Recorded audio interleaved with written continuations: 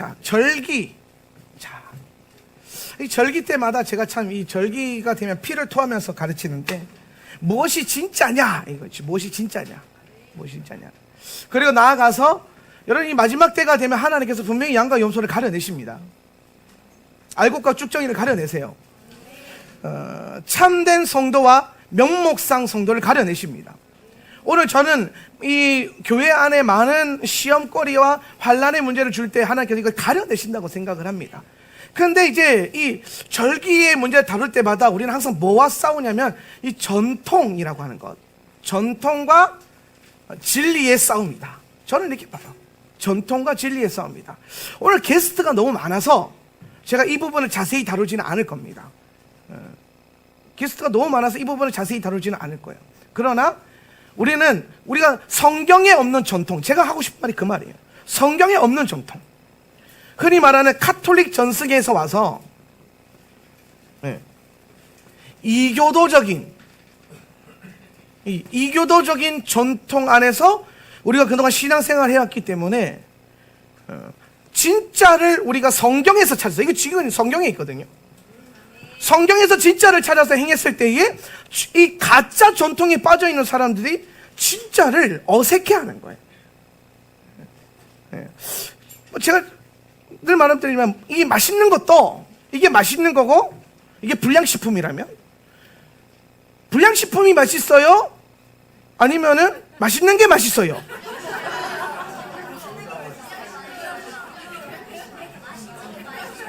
많은 이론들이 있는데 본질은 먹어본 놈이 안다. 먹어본 사람이 안다. 정말 진짜 맛있는 걸 먹어본 사람은 불량식품 입에 안 되죠. 앞에 한우, 툭불, 스테이크가 있고 컵라면이 있다. 물론 컵라면 컵라면 너무 센데? 우리가 이처럼 뭐가 귀하고 좋은 건지 알고 먹어본 자는 먹어본 사람이 안다라는 거예요. 그래서 오늘 우리가 이 오순절에 남들 다 성령 강림절 예배할 때 우리는 오순절 샤봇 예배를 하는 이유가 뭐냐? 진짜를 먹어보자는 거예요. 성령 강림절은 주일날, 일요일날 예배하는데 왜 이 교회는 목요일날 아무도 예배 안 하지 않는 그때에 예배하는가? 여러분, 제가 늘 말하잖아요. 제가 코로나 터졌을 때 그 얘기했잖아요. 세상 따라가다 보면요, 나도 모르게 세상에 휩쓸려 버리는데 세상과 자꾸 반대로 가는 습관을 들이다 보면 어느 순간 그곳에 예수님이 딱 닿여요. 희한하죠. 예수님 세상과 반대이기 때문에 세상이 원하는 모든 사람이 하는 거에 반대로 자꾸 가보세요. 이게 꼭 그런 건 아닌데 아주 틀린 건 아니에요. 그래서 그렇게 가다 보면은 뭐가 닿여. 근데 이분이 뭐지? 근데 예수님이 거기 있어. 그래서 여기 왜 계세요? 그러니까 나는 여기 원래 있었는데 네가 찾아왔다. 이렇게 되는 거죠. 뭐 했을 때 모든 사람들이 가는 방향성, 길, 세상이 원하는 것, 세상이 바라보는 것에서 반대로 가기 시작하는 것. 네. 그래서 여러분 이런 말 있잖아요. 저희 교회가 매일 예배드리면서 모이기를 힘쓰는데 왜 그걸 하냐면은 말씀에 그분은 말씀입니다. 마지막 때가 되면은 모이기에 패하는 악한 자들의 습관과 같이 하지 말고, 이 말씀이 제게 너무나 클릭이 돼서 모이기를 패하는 교회가 되어서는 안 되겠다. 자주 모여야겠다. 매일 모여야겠다. 모이기를 힘쓰는 교회가 돼야겠다. 그래서 코로나 때도 그렇게 모였잖아요. 엄청 민원 들어오고. 그러나 여러분, 제가 늘 외치는 게 있습니다. 교회는 모여서 흩어지는 목적을 찾는 거예요. 흩어지는 것도 교회예요. 제가 뭐 할시랑 늘 말하지만은 모이는 교회 에클레시아, 흩어지는 교회 디아스포라. 이 대를 가지고 주님의 화를 쏘실 건데, 근데 오늘 교회가 흩어지는 저 교회 디아스포라의 사명을 찾으려면 모여서 예배할 때에 흩어지는 사명과 부르심을 얻는 거죠. 그냥 내가 있는 그 자리가 좋사오냐고 흩어져만 있으면 안 돼요. 구심점을 갖고 하나님 앞에 모일 줄 알아야 돼요. 모인다는 얘기를 하게 되니까 이 모임, 예수님, 하나님은 모임 참 좋아하세요. 교회 이름이 히브리어로 뭔지 아십니까? 카할이에요. 카할. 카할 이게 무슨 뜻이냐면 회중이라는 뜻이에요. 회중은 뭐냐? 불러서 모인 사람들. 뭐예요? 불러서 모인 사람들. 교회는 뭐예요? 불러서 모인 사람들. 교회는요, 그냥 그냥 모이는 게 아니라 소집했기 때문에 그 소집령에 반응해서 모이는 게 교회예요. 예. 그래서 우리는 이 안에서 모이는 부르심의 사명을 찾게 되는 거예요. 예. 그래서 요거 모임, 하나님께서 맨날 모이는 거 좋아하시는데, 예. 그런데 성경에 보면은 너희가 특별히 모일 때 언제 모여야 되냐? 다른 날 다 좋은데 5초유는 반드시 모여라. 따라서 5초유. 자, 따라서 3대 절기. 5초유. 자, 3대 절기. 5초유. 할렐루야. 아멘. 오케이.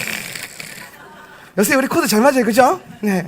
자, 5초유. 요 날에는 반드시 너희가 모여라 그랬는데, 5초유가 뭐냐? 오순절, 초막절, 유월절이에요.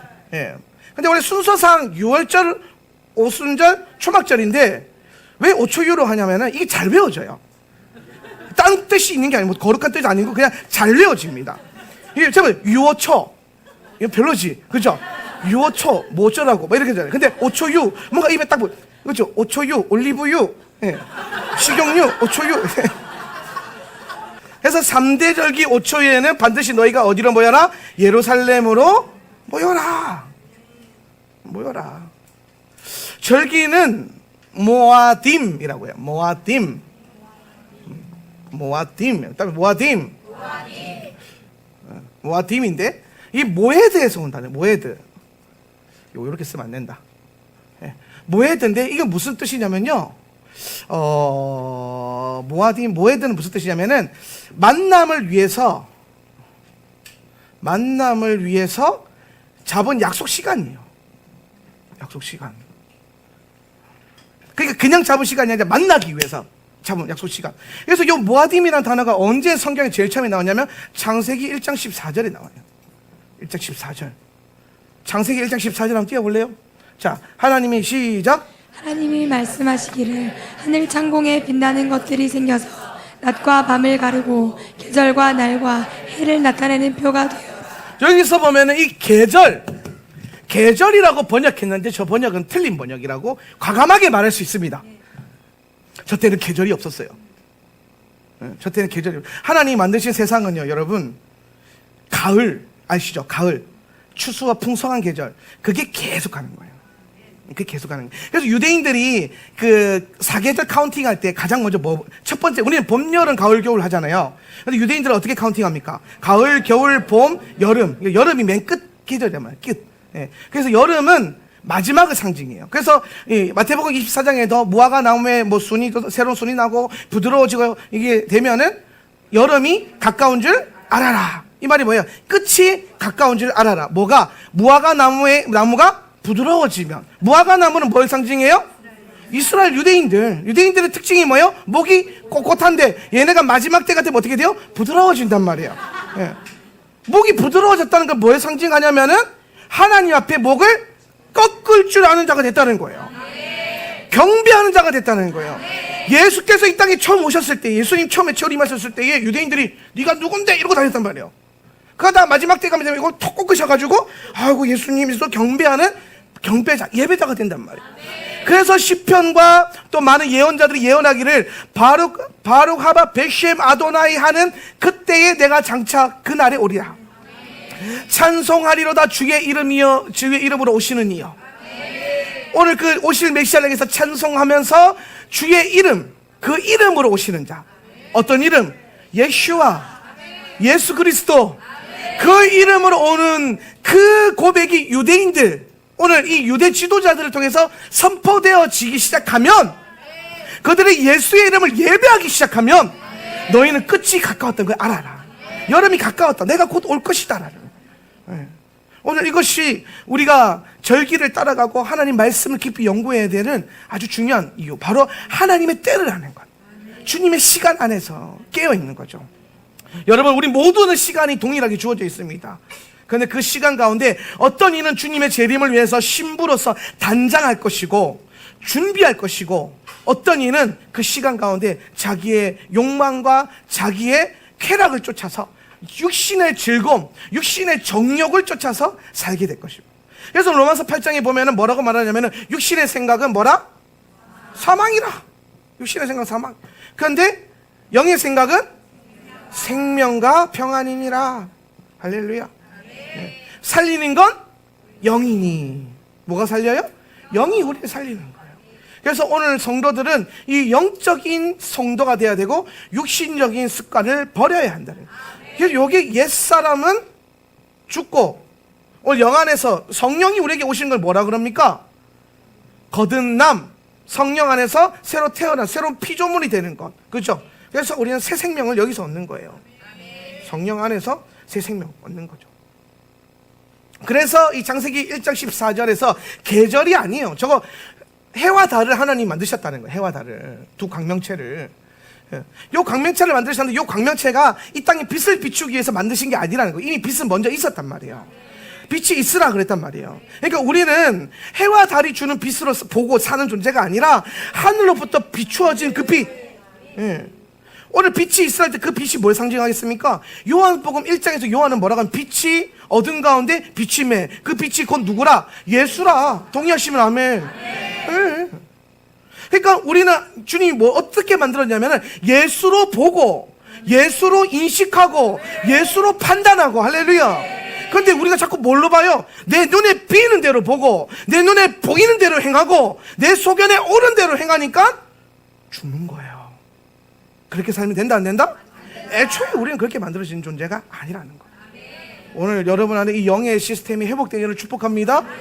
영의 시스템이 회복되었던 증거가 뭐냐? 하나님의 시간 가운데 예수님을 잘 만나고 있는가, 이 말하는 거예요. 오늘 주님께서 저 해와 달을 만드신 목적은 이 땅 가운데 육신의 빛을 비추기 위함이 아니라 오늘 뭐예요? 우리를 만나기 위해서. 이 모아딤, 이 단어가 모아딤이거든요.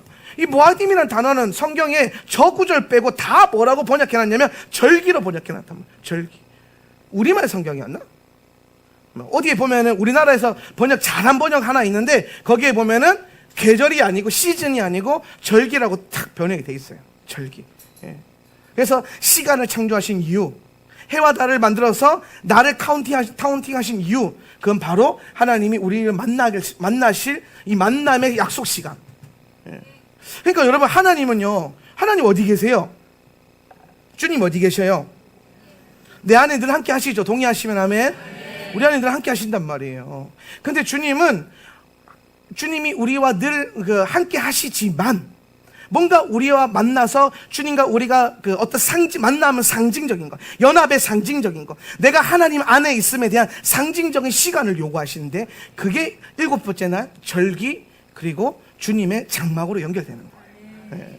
그래서 오늘 우리 오순절에 모인 것, 오늘 우리 거제지부도 참 잘하고 있어요. 6월절 왔고 오순절 왔고 다음에 이제 언제 오면 돼요?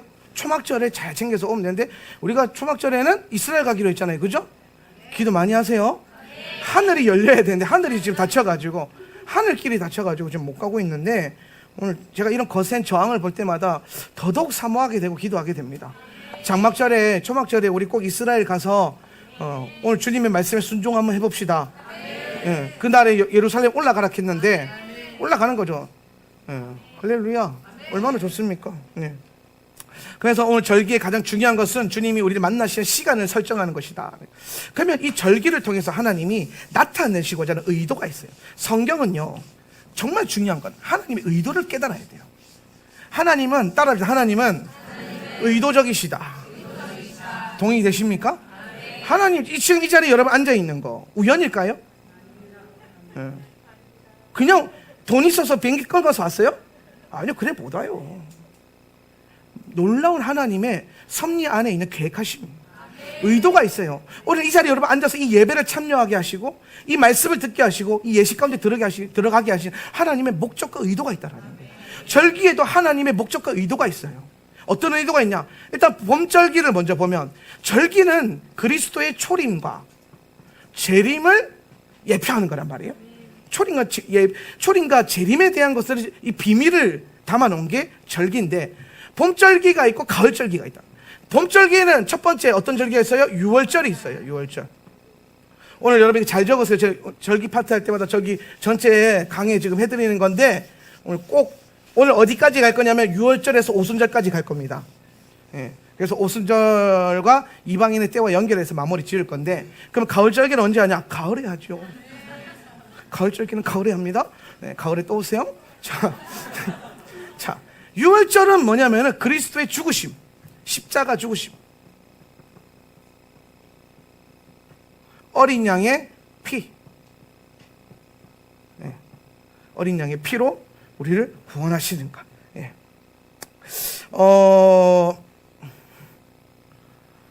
요거는요, 이게 참 중요한 건데, 여러분, 예수님의 어린 양의 피가 상징하는 게 뭐냐? 우리 이게 속죄와 희생의 예표로 보통 보잖아요. 피로. 근데 여러분, 하나님이 토라에서 하셨던 말씀을 좀 기억할 필요가 있어요. 피가 상징하는 것. 피 아주 중요하죠. 그죠? 피 만지면 안 돼. 함부로 대하면 안 되고, 함부로 먹으면 안 되고. 왜 그러셨죠? 그렇죠. 피에 생명이 나니까. 피에 뭐가 있다? 생명. 피에 생명이 있다. 그런데 여러분, 로마서 말씀을 가보면, 생명은 어디에 있어요? 생명이 어디서 나와요? 영에서 나오는 거. 영. 그죠? 영의 생각이 생명이고, 살리는 건 영이에요. 그래서 오늘 이 어린 양 예수 그리스도의 이 보혈, 피가 상징하는 게 뭐냐면은, 이게 사실은 속죄라고 하는 제물이라고도 표현되기도 하지만, 맞아요. 틀린 게 아니에요. 그런데 여기는 뭐가 있냐면은 생명을 흐르게 하는 거예요. 영을 흐르게 한 거예요. 영을 흐르게 하고 생명을 흐르게 하고. 왜? 생명을 얻어야 되니까. 그래서 여러분, 이게 이 어린 십자가를 통해서 피가 흘러서 내게 생명이 흘러 들어오는 사건이 뭐라? 예수 십자가 복음이란 말이에요. 십자가 복음은 여러분이 믿어서 구원받는다, 이런 개념을 넘어서서 어떤 거냐면, 믿었는데 믿으니까 주의 보좌에서부터 피가 흘러와서 내 안에 생명으로 임하는 거야. 생명이 들어오니까 내가 어떤 존재가 돼버려요? 내가 어떤 존재가 돼요? 생명이 되는 거야. 생명이. 피와 생명이 오니까 뭐가 돼요? 생명. 이거 표현 언제 나와요?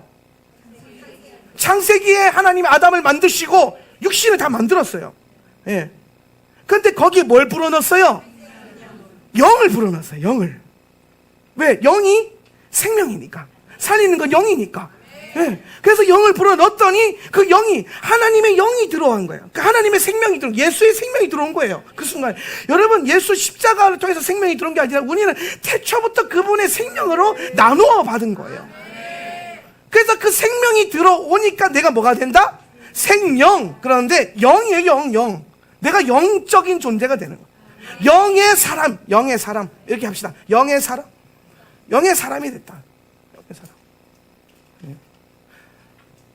이 영의 사람으로 창조된 게 누구냐면 아담이란 말이에요. 아담이 회복된 거예요. 아담은 원래 영의 사람으로 창조됐고 영생하는 존재로 만들어졌단 말이에요. 그런데 이 아담에게 뭐가 들어오면서, 죄가 들어와서 뭐가 돼요? 생명을, 영이 죽어버린 거예요. 영이 떠난 거예요. 영이 떠난 존재가 된 거죠. 영이 죽어버렸다. 그럼 영이 죽었다라는 건 뭘 말하냐면은, 영이 없는 상태가 바로 육신의 상태예요. 육신적인 사람이 된 거예요. 감각적인 사람이 된 거죠. 그러면 다시 보세요. 오늘 예수님께서 십자가를 통해서 우리의 뭘 사하신 거예요? 죄를 사하셨죠? 그러면은 여러분 안에 죄가 없어지면 여러분은 뭐 어떤 존재가 돼요? 영적인 존재가 되는 거예요. 그러니까 제가 그 얘기 하잖아요. 어둠이 뭐예요? 빛이 없는 게 어둠이에요. 어둠이라는 게 존재하는 게 아니라니까요. 죽음은 뭐예요? 그렇죠. 생명이 없는 거. 이거는 생명이 없는 거예요. 죽었다는 건 뭐예요? 생명이 떠나간 거예요. 영이 떠나간 거예요. 영이 없는 상태. 저주는 무슨 상태? 복이 없는 상태. 그러니까 여러분, 저주를 끊으려고 애쓰지 말고, 죽음에서 벗어나려고 애쓰지 말고, 어둠을 몰아내려고 애쓰지 말고, 반대로 해야 돼. 반대로. 세상은 어떻게 합니까? 어둠을 몰아내야 된다, 막 죽음을 이겨보겠다, 막 저주를 끌어내겠다, 이게 무슨 생각이요? 혼적인 생각, 인본주의적인 생각. 내가 판단하고 내가 생각하는 거, 이거 끊어져야 될 것 같고, 아이고 목사님 저주를 어떻게 끊습니까? 목사님 죽음의 권세를 어떻게 이깁니까? 내한테 죽음의 영이 있는 것 같은데, 뭐 우리 아버지도 죽음의 영이 있었고, 우리 할아버지도 죽음의 영이 있었고, 나도 죽음의 영이 있는 것 같아요. 그럼 성령도 있지요. 성령이 있는데 어떻게 죽음의 영이 있는 거예요? 성령이 있는데. 여러분, 우리가 이렇게 속고 사는 게 너무 많아요. 왜? 말씀을 영어로 안 읽으니까. 제가 말씀을 히브리어도 읽고 헬라어로도 읽고 합니다. 근데 늘 제가 그 위그스워스 목사님의 그 말씀, 나는 헬라어로도 안 읽고 히브리어로도 안 읽고 나는 성령어로 말씀을 읽겠다. 나를 욕하는 거잖아요. 그죠? 이 책을 읽는데 이 사람 나를 아나? 그런데 제가 동의가 되는 게 뭐냐면 성령어로 성경을 읽겠다. 더 나아가서 이 성경 안에 흐르고 있는 영을 만지고 영을 읽고 영을 받아 먹고, 그러니까 영의 말씀을 먹는다 그러잖아요. 지식의 말씀이 아니에요. 여러분, 자꾸 우리가 성경을 따라가고 말씀을 따라가면서 우리가 자꾸 이 선악과의 습성이 나와요. 선악과의 습성이 뭐냐면, 선악과 원래 풀네임이 뭐예요? 선과 악을 알게 하는 지식의 나무. 풀네임. 선과 악을 알게 하는 지식의 나무. 근데 줄여서 선악과. 근데 무슨 나무예요? 지식의 나무. 근데 잠언 말씀에서 우리에게 분명히 말합니다. 여호와를 경외하는 것이 지식의 근본이니라. 무슨 말이에요? 선과 악을, 네가 뭐가 옳으냐 그러냐 이런 거 판단하려고 애쓰지 말고 여호와를 경외하는 지식을 익혀라. 네가 알 지식은 그거밖에 없다. 여호와를 경외하는 거, 하나님 예배하는 거, 하나님 경외할 줄 아는 거. 그래서 억울한 일 당해도 사리 분별하고 뭐 옳고 그름을 따져가지고 네가 잘했네 내가 잘했네 그런 거 하지 않고 그냥 하나님 앞에 엎드리고, 억울해서 엎드리고, 아파서 엎드리고, 하나님을 더 두려워할 줄 알고, 내가 옳은 거 내가 잘난 거 찾으려고 하지 말고 하나님을 두려워할 줄 아는 믿음, 그 믿음으로 자꾸 경외하는 믿음, 그 지식이 필요한 건데 자꾸 우리는 요 영역으로 가는, 요 영역으로. 그런데 성령이 오시면요, 성령이 오시면 이거 가르쳐요. 할렐루야. 받은 복을 세어보아라. 할렐루야. 크신 복을 네가 알리라. 받은 복을 세어보아라. 주의 크신 복을 네가 알리라. 할렐루야. 하고 하나님 내게 복을, 김집사만 복 주고 이집사만 복 주고 나는 복을 안 주시는데, 그러지 말고, 그게 저주받은 인생에 복을 못 센단 말이에요. 내가 받은 복을 셀 줄 알아야 돼요.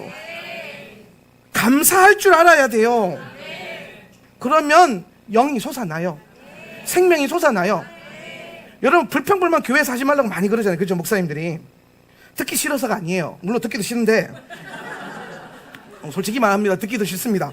그런데 그게 중요한 게 아니라 불평불만 하다 보면 감사를 못 세요. 감사를 까먹어요. 그러면 감사하지 않으면 영의 판단과 영의 생각을 할 수가 없어요. 그럼 계속 뭘로 생각하고 뭘로 판단합니까? 육신으로 판단하고 육신으로 생각하잖아요. 그렇게 되면 어떻게 됩니까? 육신의 생각은 사망이라. 점점 영을 죽이는 꼴이 된단 말이에요. 그러니까 우리는 경상도 말로 의하든동, 경상도 사람들만 알아듣시기를 주님의 이름으로 축복하면서, 억울하면 경상도에 태어나면 됩니다.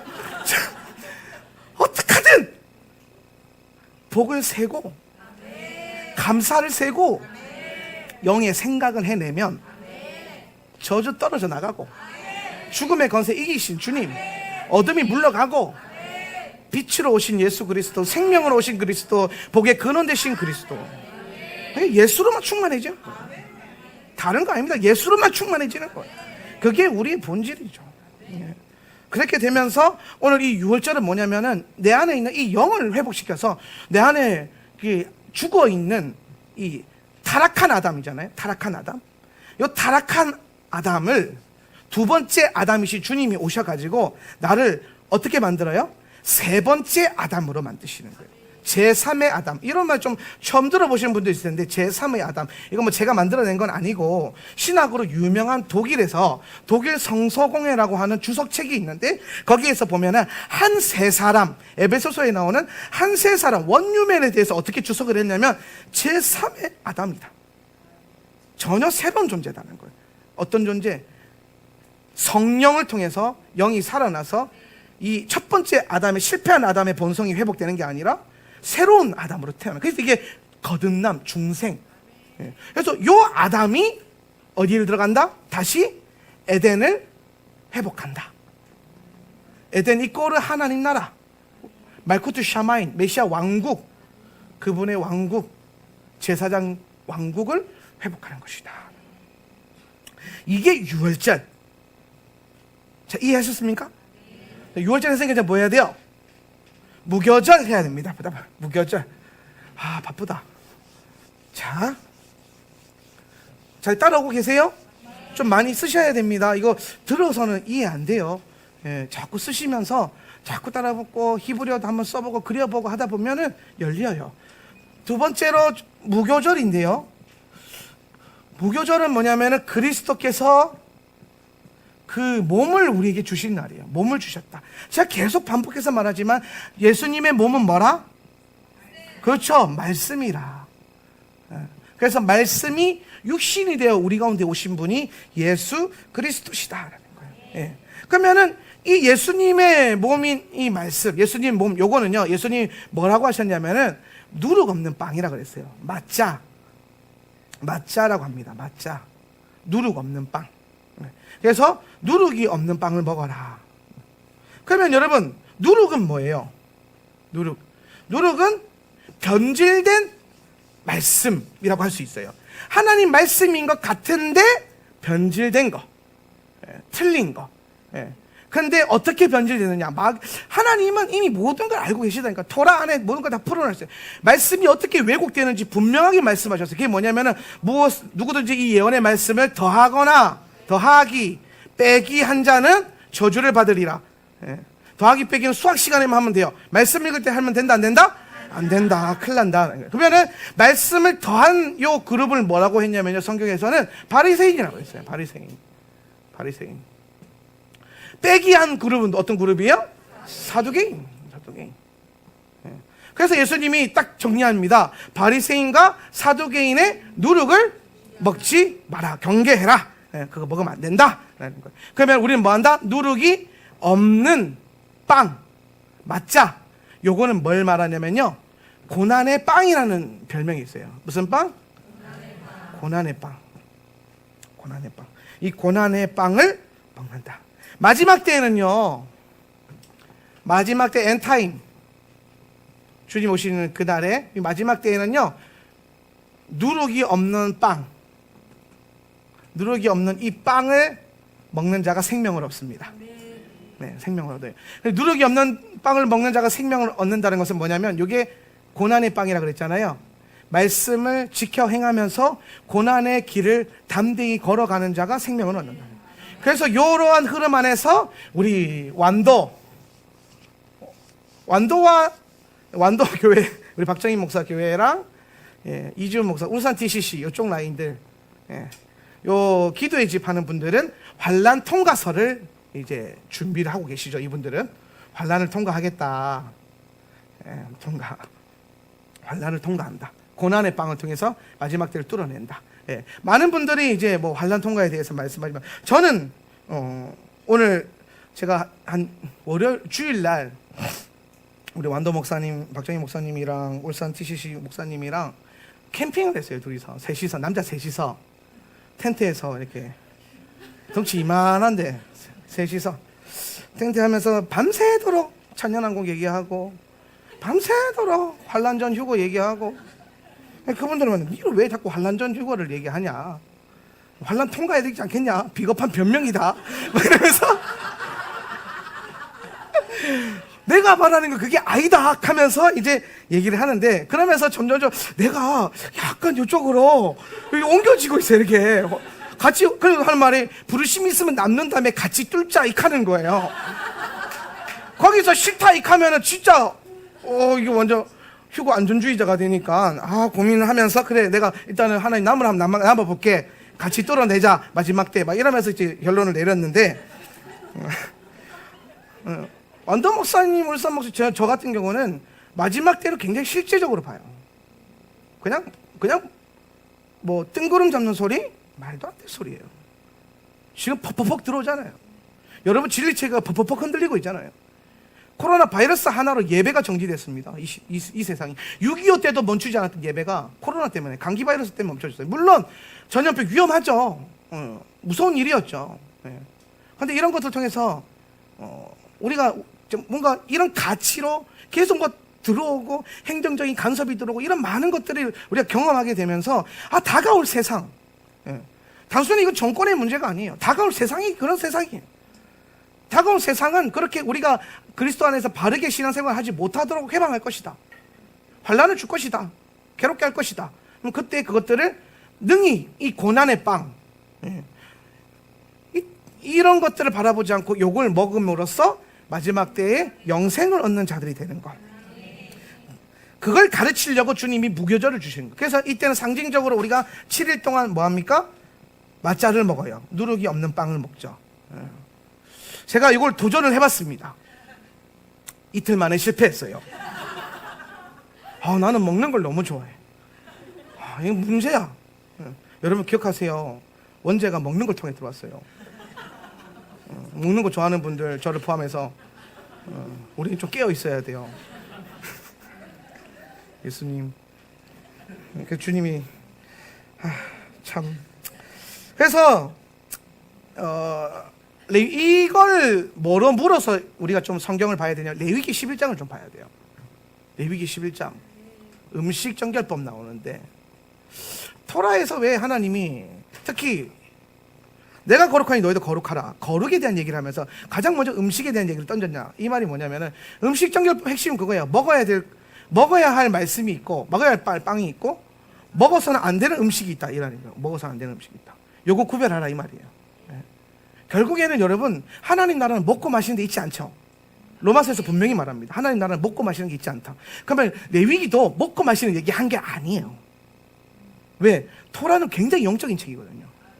토라는 영의 토라, 이 영의 시스템 안에서 구분할 이거는 뭐 돼지고기 먹냐 안 먹냐, 소고기 먹냐 안 먹냐의 문제가 절대로 아니라는 거죠. 물론 그것도 어느 정도는 구별해서 먹는 것이 영적인 훈련이 되고 우리 몸을 건강케 하는 축복도 있습니다. 그걸 제가 부인하진 않아요. 저도 그거 해봤고. 그런데 정말 본질은 뭐냐면 네가 무엇을 먹어야 될 것인가, 무엇을 거절해야 될 것인가에 대한 훈련이 여기서부터 시작되는 거예요. 여기서부터. 그래서 먹어야 될 것과 먹지 말아야 될 것을 분별하는 것, 이것을 신약에 와서는 들어야 할 하나님의 말씀, 먹어야 될 말씀과 먹지 말아야 될 말씀들이 있다는 거예요. 여기에 속해 있는 것 대표적인 게 기복주의와 번영론리, 안전주의. 조심하셔야 돼요. 우리 마지막 때 주님께서 교회를 군대로 부르셨고 용사로 부르셨습니다. 훈련돼야 돼요. 그래서 무교절을 통해서 우리는 먹어야 될 것들을 먹는 훈련을 한다. 그래서 7일 동안 사실은 여러분 우리가 뭐 곰팡이 안 핀 거, 누룩 없는 빵 먹고 이런 체험하기보다는 이때는 여러분 아싸리 무교절 되면요, 사복음서 통독 이런 거 한번 해보세요. 예수님의 말씀, 그분의 말씀이 이 누룩 없는 빵이잖아요. 그래서 이 7일 동안 이 주님의 사복음서를 읽으면서 내 안에 그분의 메시지로 계속 채워가면서 영생의 말씀으로 살아가는 훈련이 중요하지 않을까 생각해 봅니다. 그래서 무교절이라는 것이 이렇게 우리를 훈련시키는 것으로 풀어진다라는 것, 여기까지 적으셨죠? 자, 그 다음에 2개 남았어요. 그 다음에 뭐예요? 초실절.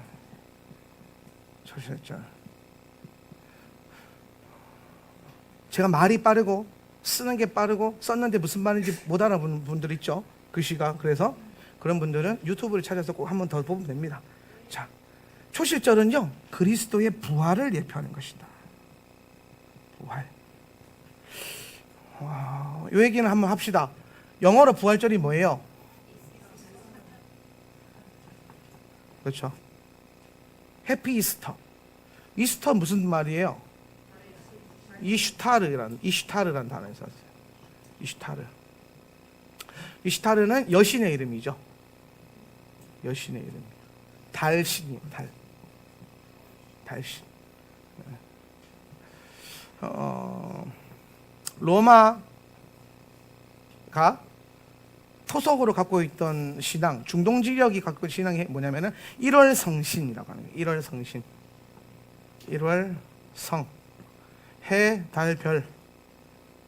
아버지, 어머니, 아들. 니모롯, 세미라미스, 담무스. 요 중에서 이제 가장 인기 있는 신이 요 두 신입니다. 요 두 신. 여러분 태양신이라면 중동에도 인기 되게 많을 것 같잖아요. 상징적이지 인기가 없어요. 왜? 더워 죽겠는데, 안 그래도 더워 죽겠는데 태양이 인기 없어요. 진짜예요. 그래서 이 달의 여신이 더 인기가 많았대요. 왜? 더워 죽겠는데 밤 되면 달의 여신이 뿅 하고 나타나서 슈아. 그 옆에 별이 바짝바짝바짝바짝. 그러니까 낮에 때문에 햇볕 안 그래 더워 죽겠는데 이러니까 야는 별로 인기가 없었다. 그래서 여신, 하늘 여신이야. 성경이 그러잖아. 하늘 여신. 그게 달의 여신을 말하는 거예요. 근데 로마가 이 달의 여신과 별신 신앙을 했어요. 이건 뭐 여러분 너무나 이제 잘 알고 있죠. 사실은 우리가 저만 가르치는 내용이 아니라 이제는 말씀 좀 가르치는 분들이 이 성탄절과 부활절의 이교도적인 것들을 가르치면서 굉장히 많이 이미 자료가 나와 있는 자료입니다. 제가 처음에 이거 가르쳤을 때는 막 사람들이 저한테 이단이라고 그랬어요. 막 크리스마스 욕한다고. 막 부활절을 안 지키고. 저는 제가 메시아닉이 열리기 전부터 부활절은 안 지켰어요. 부활절을 거절했어요. 왜냐면 제가 신학교 때 이걸 배웠거든요. 교회사 하면서 다 배워요. 목사님들도 안 배우지 않아요. 다 배웁니다.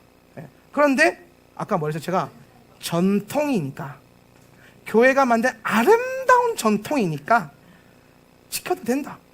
뭐 저는 그거에 대해서 부활절에 예배하는 거에 대해서, 저는 부활절 예배 드리는 거에 대해서 전혀 뭐라고 하지 않아요. 괜찮아요. 근데 이스터라고 하면 안 되죠. 해피 이스터가 아니죠.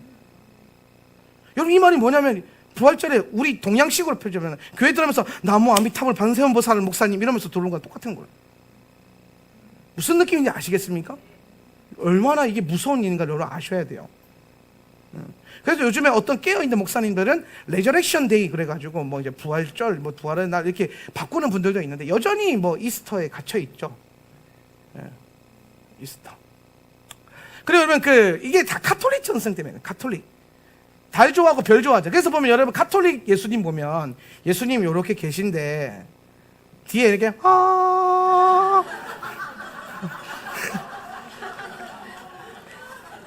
이게 이제 원반 같은 거 이게 동동 떠 있잖아요. 동그란 거 항상 뒤에 후광. 이게 뭐냐면 태양을 상징하는 거예요. 태양의 아들, 태양의 아들. 호루스 뭐 이런 거. 그래서 이제 이상하게 카톨릭 종교에 가면 그림 보면 예수님 뒤에 이렇게 와 마치 이렇게 반사광 들고 계신 것처럼. 그분은 그거 없어도 영광으로 빛나세요. 그래서 부활. 근데 초실절은요, 이게 의미가 조금 있는데, 초실절 어떻게 하냐면은 이게 핵심만 제가 설명해 드릴게요. 초실절은 이스라엘 전역에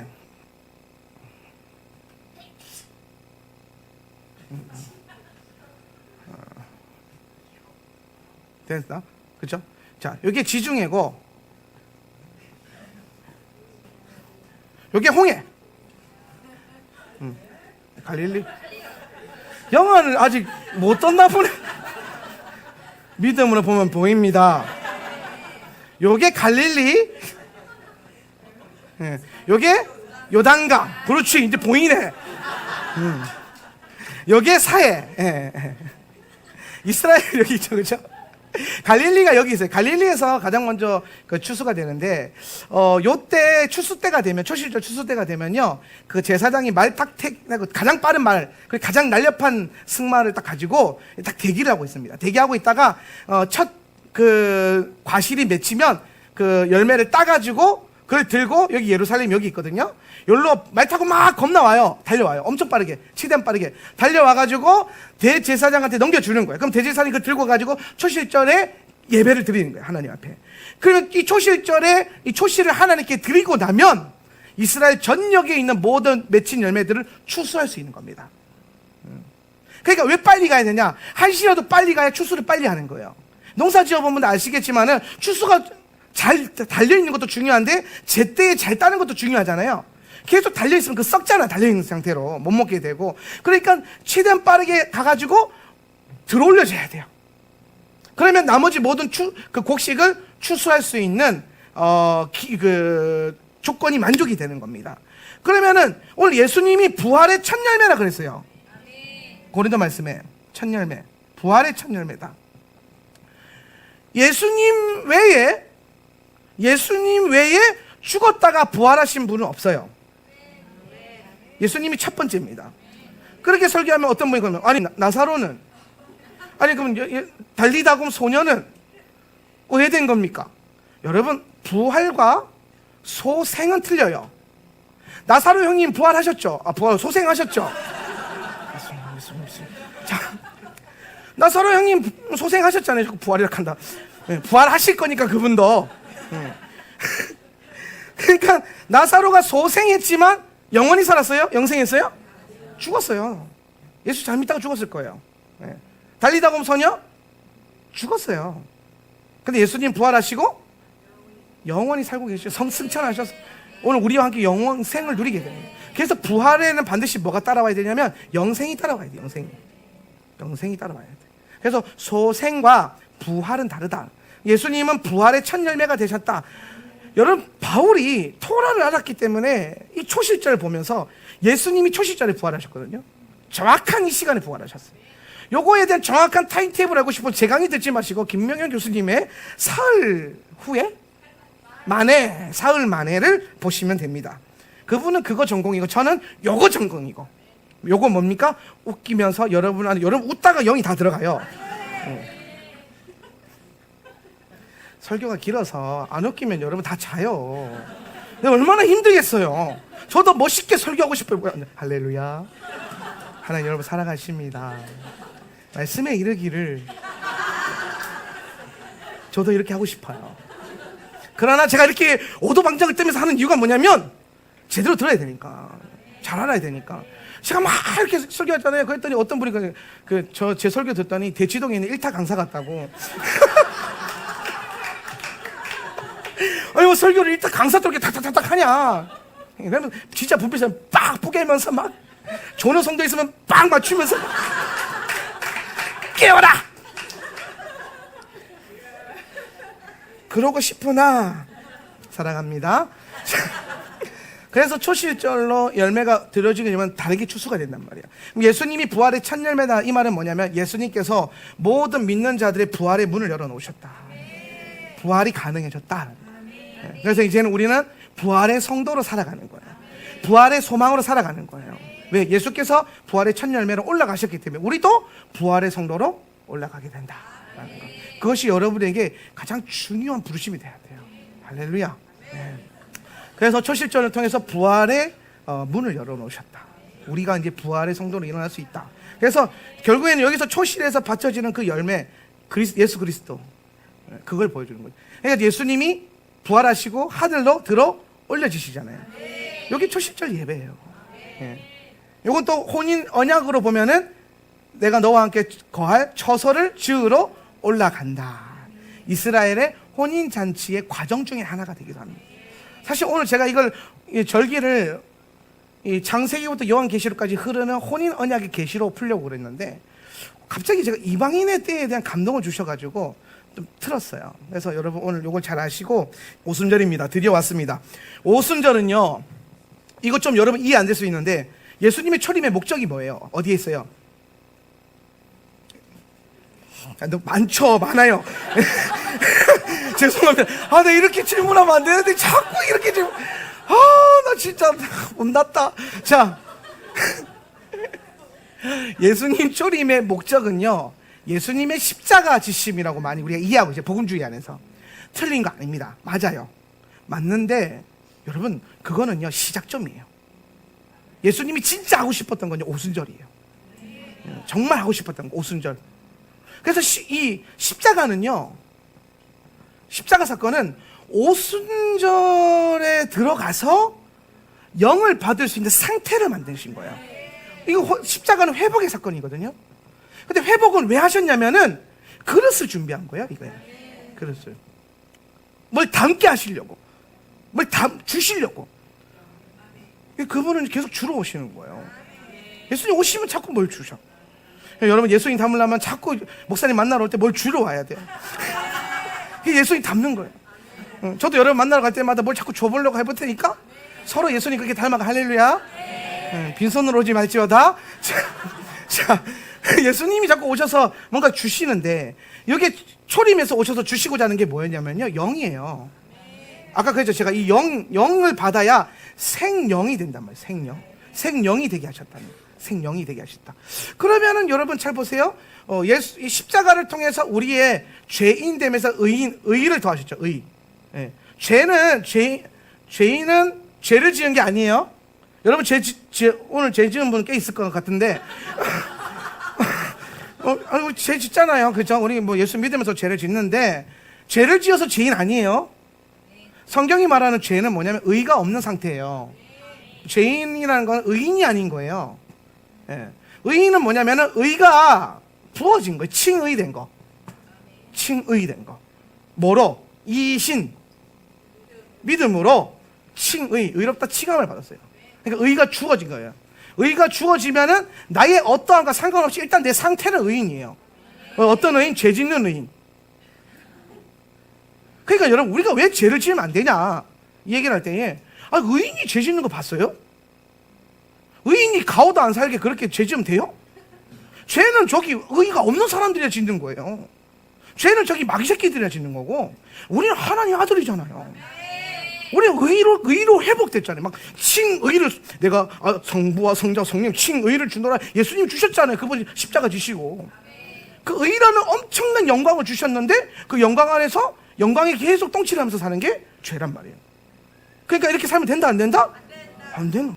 그래서 우리가 죄를 짓지 말아야 될 것은 하나님이 싫어하시고 슬퍼하시고 나를 위해 십자가 지셨는데 이걸 넘어서서 여러분 일단은 의인으로서 의인인데 내가 의인인데 이런 좀 뭐 담대한 마인드, 약간 센 마인드. 죄가 딱 미혹이 오면 야 내가 의인인데 이게 돼야 돼요. 따라서 내가 의인인데 내가 의인인데 죄죄를 보면 내가 의인인데 이렇게 하는 거야. 미혹은 이렇게 이기는 거다. 그래서 이 오순절은 영을 주시는 날이다.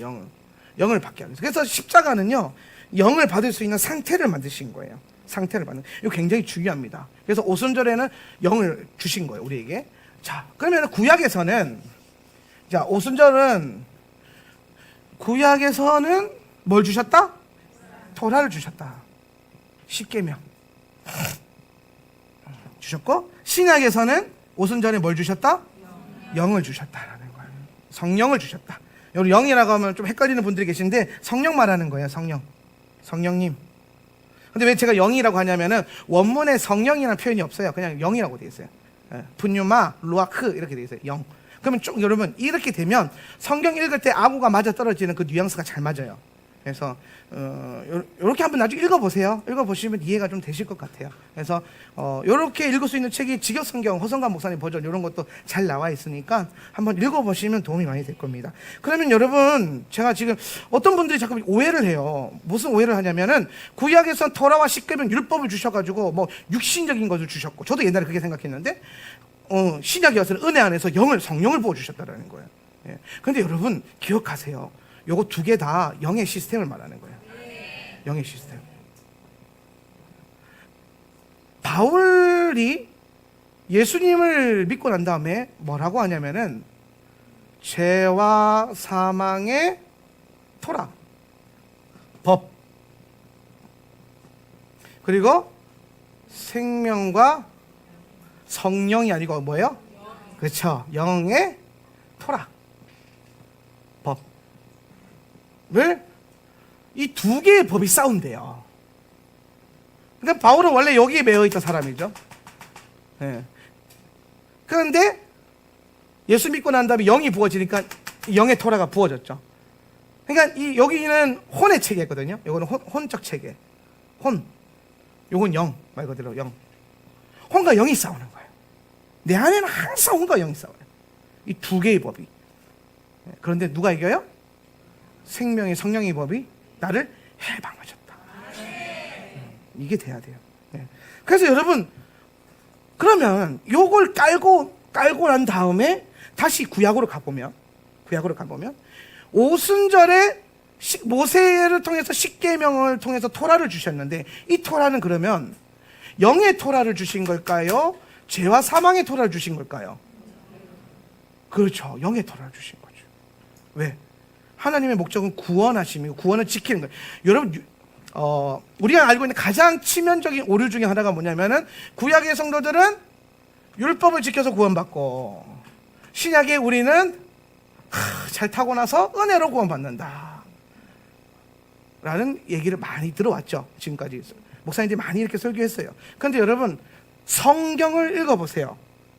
성경을 읽어봤을 때에 율법을 지켜서 구원받은 사람은 아무도 없어요. 이스라엘 백성들 보세요. 이스라엘 백성들 언제 구원받아요? 애굽에서 구원받죠? 6월절에 구원받죠? 아멘? 네. 어디서 율법 받아요? 시내산에서 율법 받죠? 율법 받은 게 먼저예요? 구원받은 게 먼저예요?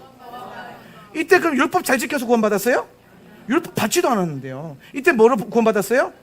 어린 양의 피로, 피의 은혜로, 희생으로. 할렐루야. 그럼 신약의 여러분은 율법 지켜서 구원받았어요? 우리 예수 믿기 전에 율법도 몰랐는데? 아니에요. 여러분 뭘로 구원받았어요? 어린 양의 피로 구원받았잖아요. 네. 구약이나 신약이나 비밀 가운데 있고 계시 가운데 있는 건 이 차이일 뿐이지 본론은 하나예요. 은혜로 구원받았고 어린 양의 피로 구원받았고, 오늘 토라를 시내산에 왜 주셨냐면은 내가 받은 이 구원의 영생의 생명을 잘 지키고 보호하라고 주신 영적인 시스템이에요. 애굽의 시스템이 세상과 육신의 시스템이고, 오늘 광야의 시스템이 뭐예요? 토라와 영의 시스템이란 말이에요. 유대인들이 왜 실패했습니까? 왜 넘어졌어요? 영의 토라로 살아야 되는데 토라를 육으로 풀어버리는 거예요. 율법주의로 풀어버리는 거예요. 행위로 풀어버리는 거예요. 그렇게 하고 자기 기득권 지키고 자기의 의로움만, 자기의 의를 지키다 보니까 막상 토라가 육신이 되어 오신 예수님 보실 때에 동의가 돼요, 안 돼요? 안 되잖아요. 안 돼요. 결국에는 오순절에 토라를 주시고 성령을 보내주시고 하신 이 모든 게 결국에는 우리에게 영의 시스템을 주신 거예요. 영의 시스템. 내가 영적인 존재를 살 수 있도록, 이스라엘 백성들이 영적인 민족이 될 수 있도록, 여러분이 영적인 성도가 될 수 있도록 성령과 토라를 주신 거예요. 그럼 여러분, 성령 받은 우리 토라 필요 없어요? 토라 받은 그들은 성령이 필요 없어요? 아니라는 거예요. 근데 우리가 그렇게 살았잖아요. 그들이 잘남이 무엇이냐? 그들은 토라를 가졌도다. 우리의 남은 무엇이뇨? 이러면서, 그렇죠?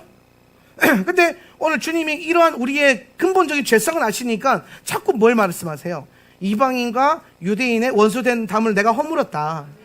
자꾸 원수 지지 마라. 너희 둘로 내가 하나를 이루게 하겠다. 토라와 성령을 다시 하나 되게 하겠다. 오늘 열방의 교회는 토라가 회복되어 줄 줄 믿습니다. 오늘 유대 땅에 있는 그 수많은 믿는 유대인들에게는 성령의 역사하신가 영의 시스템이 풀어져야 돼요. 할렐루야. 그러면서 오늘 우리가 한 몸을 이루는 거, 하나 되면 이거. 그래서 결국엔 영의 시스템으로 살아가는 거. 요걸 하려고 오순절에 영을 우리 가운데 부어주신 거예요.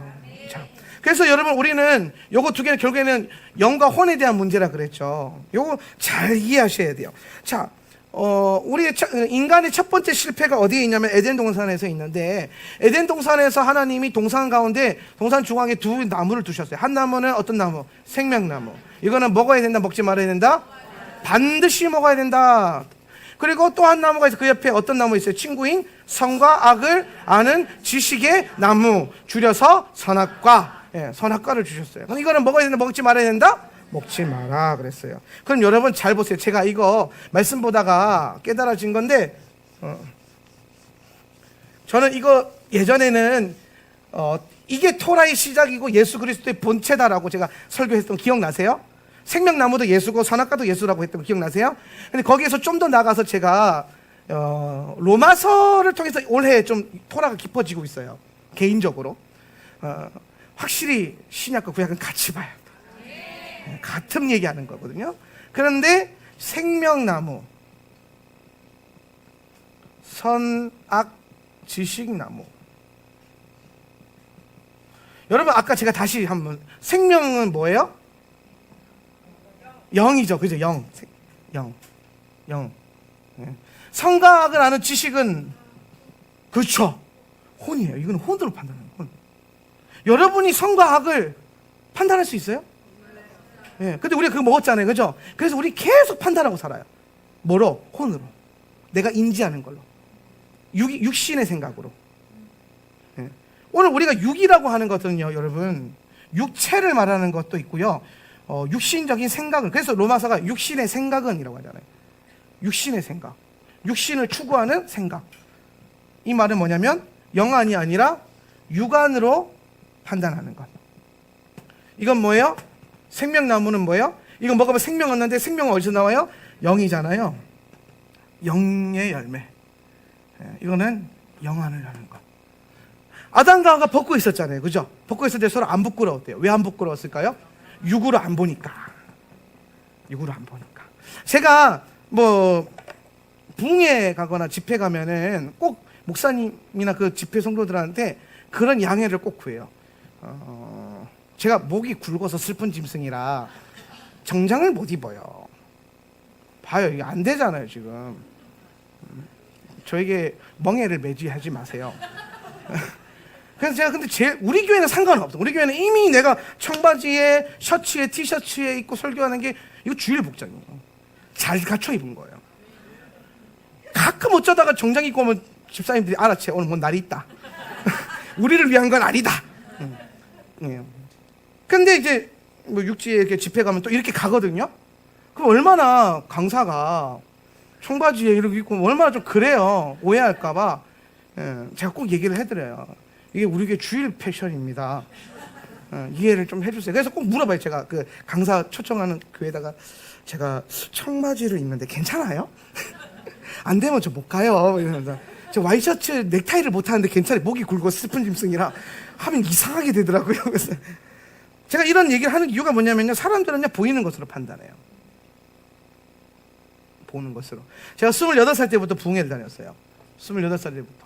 어리죠. 아주 어린 나이 때부터 하나님이 쓰셔서 그렇게 다녔는데 굉장히 이렇게 많은 걸 경험했어요. 그 강사 목사님은 저를 아시고 저를 경험하셨기 때문에 성도들 앞에 나와서 막 한 400명 모여있는 성도들 앞에서 막 오늘 모실 강사님은 기름 부으심이 있고 막 하나님의 능력이, 말씀의 지혜가 풀어지면서 막 자기가 이 목사님 만나서 너무 많이 깨닫고 은혜를 받아서 여러분 오늘 정말 땡 잡으신 거라면서 막 이렇게 강사를 정말 멋있게 소개해서 우리 강사 목사님 나오겠습니다 하면 이제 박수 치고 와. 그런데 제가 딱 올라가면 사람들이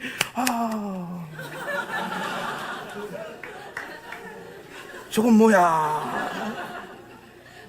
네가 왜 거기서 나와?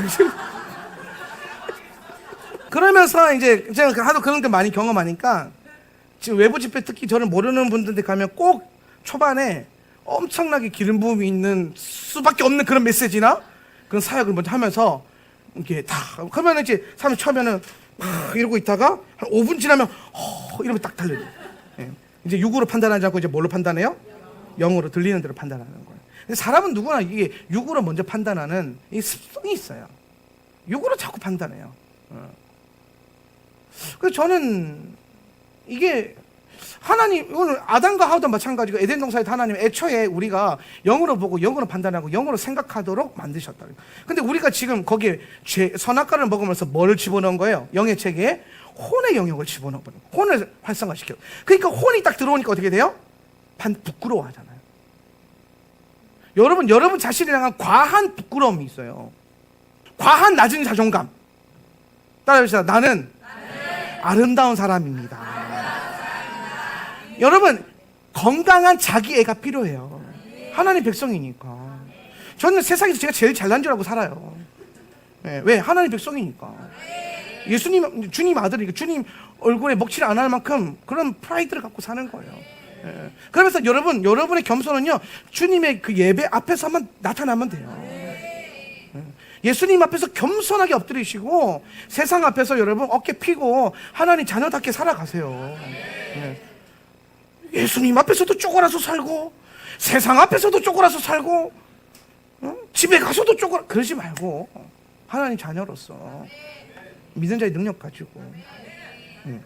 근데 자꾸 우리가 왜 쪼그라드는 이유가 뭐냐면요, 자꾸 혼으로 자기를 판단하는 거야. 내가 이래서 하나님 싫어하실 텐데, 내가 이래서 사람들이 이렇게 판단할 텐데. 여러분, 그거 안 좋아요. 그거 혼이에요. 혼의 작용이 아니에요. 영으로 보세요. 여러분, 교회가요, 그 하나님 나라의 분위기가 나려면 서로 영으로 봐야 돼요. 여기 혼 들어오면 그때부터 서로 부끄러워지는 거예요. 나도 부끄러운데 쟤도 부끄러워. 어머, 세상에 남사스럽게 저러고 다닌다, 이렇게 되는 거예요. 예수 믿는 사람이 이러는 거예요. 아니요, 영으로 봐야 돼요. 영광 안에서 봐야 돼요. 그거 하려고 우리가 지금 토라 공부하는 거예요. 말씀 공부하는 거예요. 그리고 난 다음에 이게 결국에는 이거는 영과 혼의 문제였고, 또 하나님 말씀은 심령과 뭘 찔러 쪼개요? 골수를 찔러 쪼갠다. 그러니까 심령은 영이잖아요. 골수는 뭐예요? 육체에 있는 거잖아요. 이거 혼이에요. 말씀은 뭐예요? 우리에게 임하셔서 무엇이 영이고 무엇이 혼인지를 쪼개서 분리시키시는 거예요. 그래서 영을 볼 수 있도록 만드시는 거예요. 그럼 여러분, 오순절에 주님께서 성령과 토라를 주신 이유가 뭡니까? 영과 혼을 분리시켜 주는 거예요. 그래서 우리가 어떤 시스템으로, 육신의 감각과 혼의 감각이 아니라 영의 감각. 이 말이 뭐냐면, 아주 우리가 자주 쓰는 말로 풀어보면 성령 충만한 삶을 살게 하는 거예요. 성령 충만. 성령 충만이 그런 거예요. 성령 충만, 와 뜨겁다, 이게 성령 충만이 아니에요. 그리고 저분 나가면서 막 주차장에서 막 주차 똑바로 해서 싸우고 막 머리끄댕이 잡고, 그 성령 충만한 거 아니란 말이에요. 성령 충만이 와 뜨겁다, 이게 성령 충만이 아니라 영으로 생각하고 영으로 보기 시작하고 영으로 판단하고 영으로 순종하고 영의 확신 갖고 사는 사람들. 그래서 손해볼 줄 아는 거. 이게 여러분, 오늘 오순절에 영을 우리에게 보내주시는 가장 중요한 목적입니다. 오순절에는요, 오순절에 꼭 읽어야 되는 성경책이 있어요. 룻기. 오늘 여러분 내일 하루 종일 룻기 좀 충분히 묵상하세요. 네, 룻기가 중요한데, 여러분 룻기는 참, 룻기는요 모압 여인과 이방인 여인과 유대인 남자의 러브 스토리가 아니에요. 정말 중요한 책이거든요. 룻기가 배경이요 오순절이에요. 룻이 베들레헴으로 갔는데, 나오미와 함께 돌아갔는데, 그 시즌이 뭐예요? 오순절이에요. 오순절. 타작마당이 있는 오순절.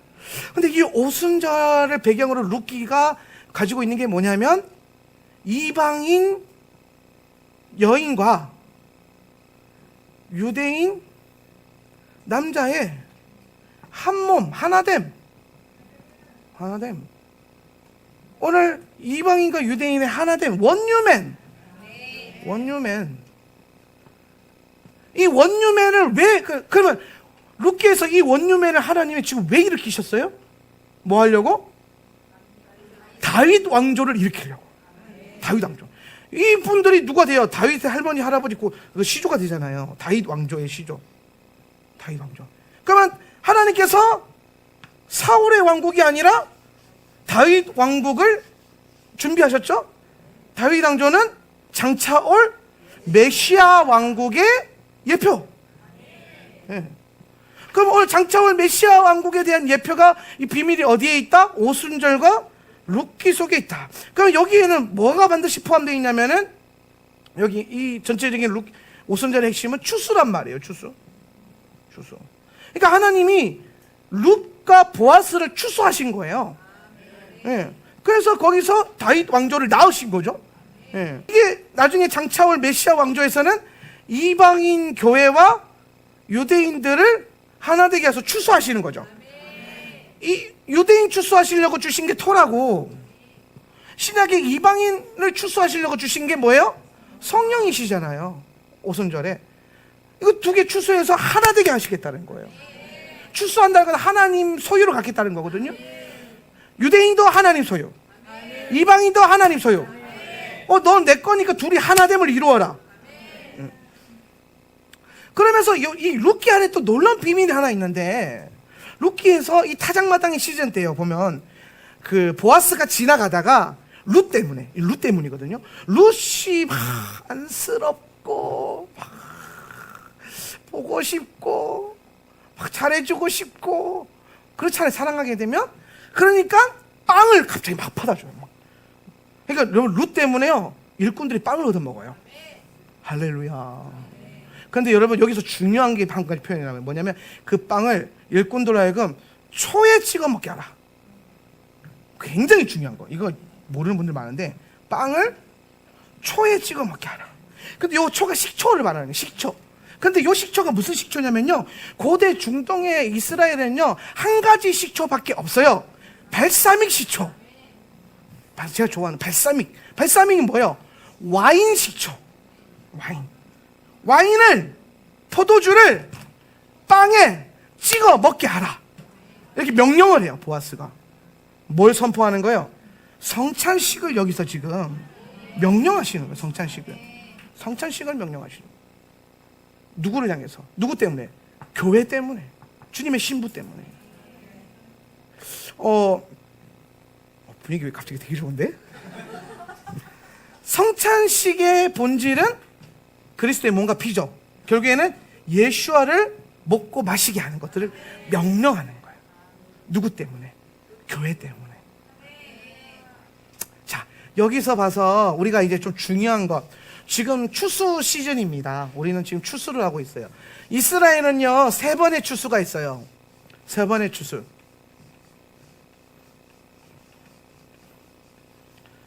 주님의 계획은 세 부류를 추수하는 거예요. 3개의 추수는 그걸 나는. 첫 번째 추수는 보리 추수, 두 번째 추수는 밀 추수, 세 번째 추수는 무슨 추수일까요? 포도. 보리 추수는요, 보리는 뭘 추수하는 거냐? 처음 추수하고자 하는 것들은 이스라엘 유대인들이에요. 그렇죠? 그래서 여러분 예수님 계속 그 얘기하잖아요. 내가 이스라엘을 와서 왔다. 이스라엘을 위해서 왔다. 그가 이스라엘을 위해서 왔다. 첫째는 유대인에게, 둘째는 헬라인에게로다. 근데 둘째는 뭐예요? 밀은 뭘 상징해요? 이방인을 추수하는 거예요. 이방인을 추수하는 거.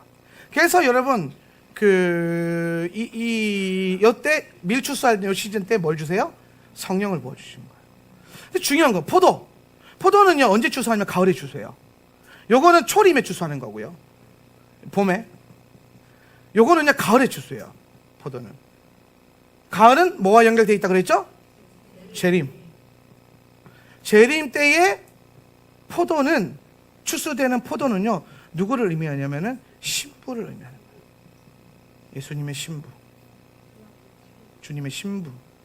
그러니까 여러분 주님의 신부는요 저절로 되어지는 게 아니에요. 주님이 지금 추수하고 계세요. 교회들마다 성령을 보내셔서 성령을 통하여 녹화하시면서 오늘 누가 그리스도의 신부로 지금 세워지고 있느냐, 누가 신부단장 하고 있느냐, 성령이 지금 계속 교회들마다 그거 강조해요. 신부단장 신부로 추수돼야 된다. 이 시즌 지나갔다. 이방인의 때 지나갔다. 이제 신부의 때가 온다. 신부. 이거는요 유대인과 이방인이 상관이 없어요. 합쳐지는 부르심이에요. 원유맨의 부르심. 신부는 원유맨이에요. 그래서 그리스도의 신부로 추수하는 것. 포도주. 이것이 여러분 안에 좀, 그래서 가을절기에 추수되는 그러니까 마지막 때가 가까우면은 주님은 신부들을 회복시키는데 계속해서 그 기름을 부으실 것이다. 우리가 지금 봄절기의 마지막 절기, 마지막 축복을 누리고 있습니다. 근데 봄절기 오순절의 축복은요, 결국에는 가을절기에 오실 주님의 재림을 위해서 받는 거예요. 이제 우리는 주님의 재림을 또 준비하는 모드로 말씀을 배우고 나아가야 됩니다. 재림을 기다리는 신부들 위해서 오순절의 풍성함이 흘러오는데 말씀 하나만 볼게요. 누가복음 21장 24절 말씀. 누가복음 21장 24절 말씀. 제가 오늘 이 구절 설명하려고 앞에 설교 다 한 거예요. 한번 읽어보실까요? 준비 시작. 그들은 칼날에 쓰러지고 뭇 이방 나라의 포로로 잡혀갈 것이요 예루살렘은 이방 사람들의 때가 차기까지 이방 사람들에게 짓밟힐 것이다. 이게 이제 새 번역인데 개역개정에서는 이방인의 때가 차기까지 이방인들에게 밟힐 거랴. 누가? 예루살렘이.